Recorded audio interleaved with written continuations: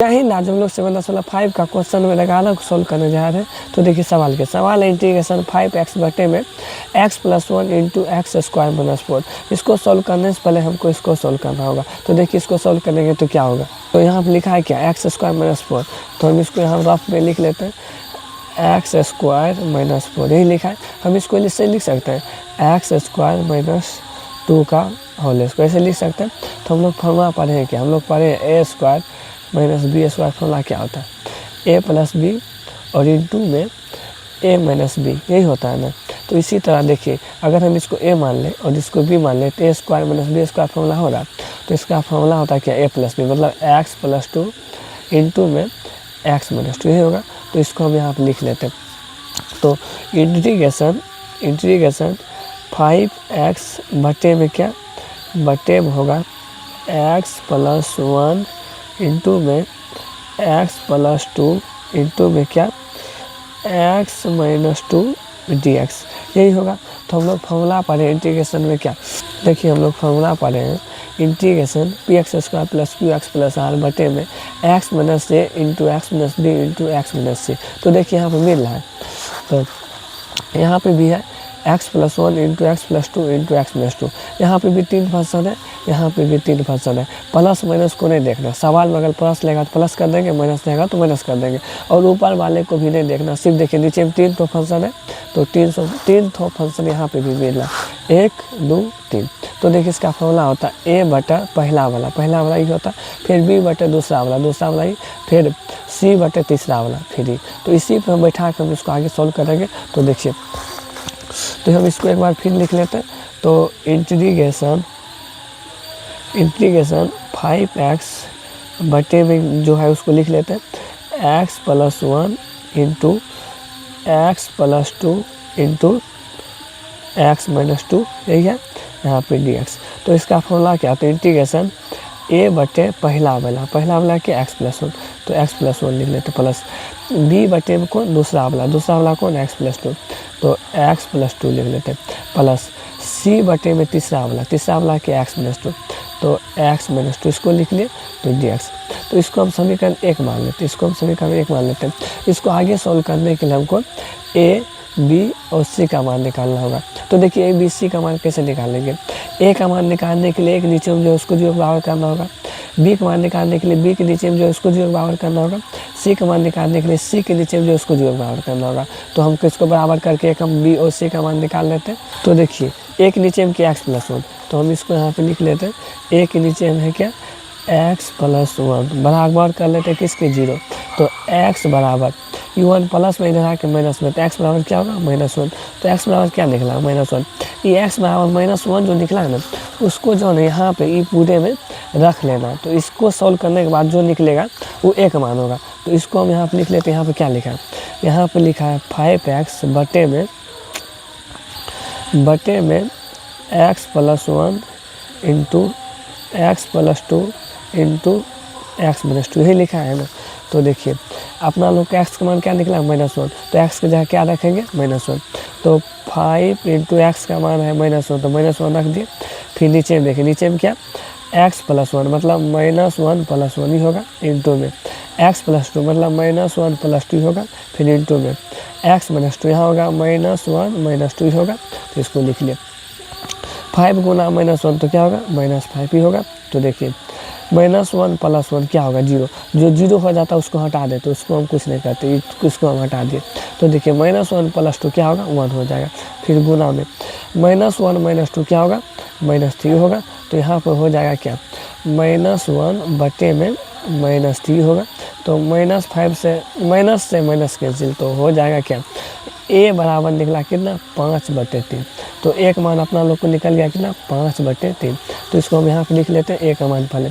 तो a का मान कितना निकला, a का मान निकला है a बराबर 5/3। तो a का मान निकला है 5/3। आप b का मान निकाल लेते हैं। तो b के नीचे में क्या x प्लस 2 इसको 0 के बराबर करते हैं।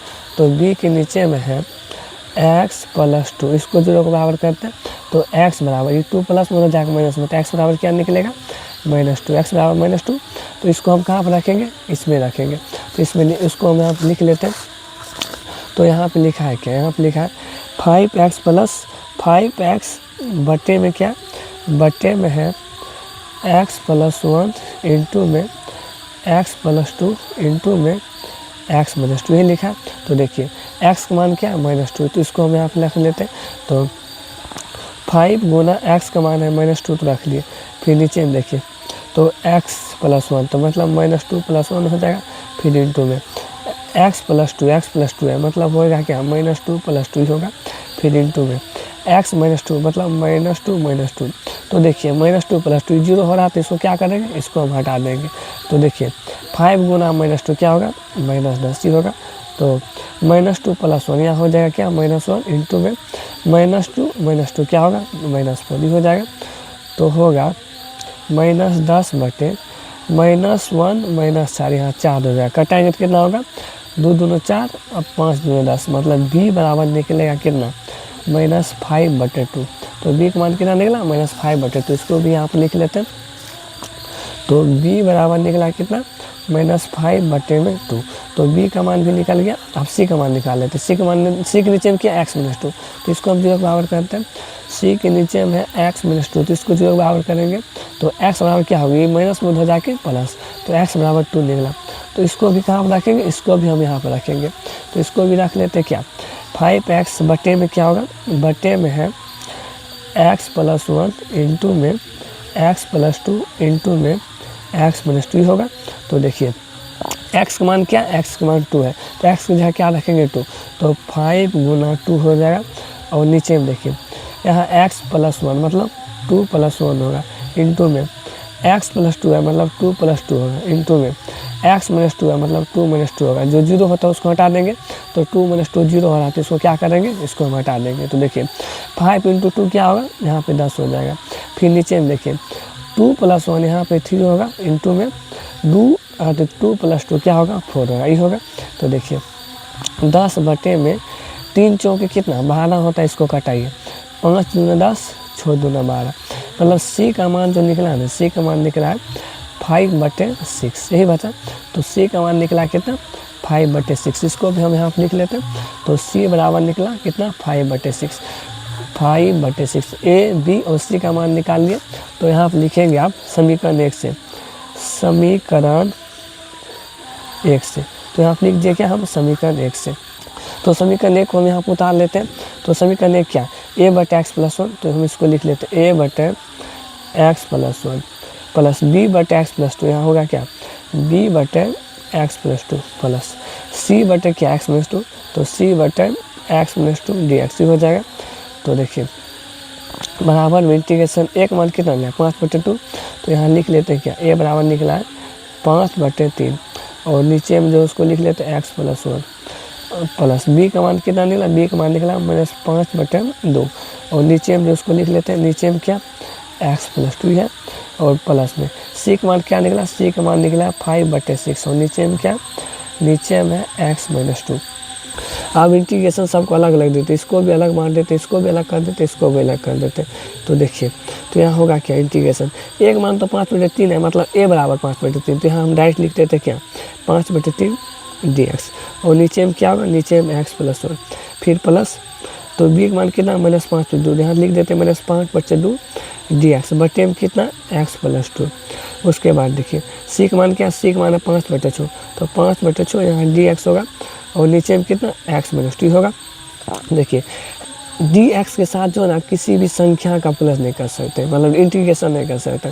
तो जितना भी संख्या उसको बाहर निकाले, तो यहाँ क्या 5 बटे 3, तो 5 बटे 3 को बाहर निकाले, बचेगा क्या, dx बटे में x प्लस 1 होगा। फिर इसको भी बाहर निकालिए, यहाँ होगा क्या -5 बटे 2, यहाँ होगा क्या dx बटे में x प्लस 2 होगा। फिर इसको हम बाहर निकाल लेते हैं 5 बटे 6, तो इंटीग्रेशन dx बटे क्या होगा, x माइनस 2 होगा।